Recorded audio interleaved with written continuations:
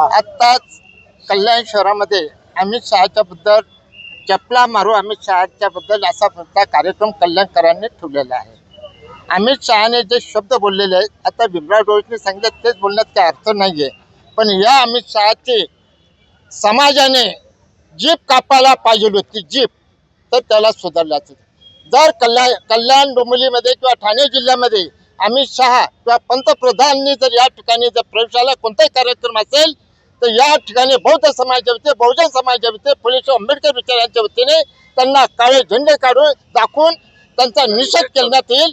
कारण का आजचा दिवस हा जो झालेला आहे तो अतिशय भयानक आहे. आणि यापुढे अमित शहाला सुद्धा जोडे मारायचा कार्यक्रम झालेलाच आहे, तिथे त्याचा कटआउट लावलेला आहे. आणि यापुढे आम्ही सुद्धा पोलिसांचे आभार मानतो.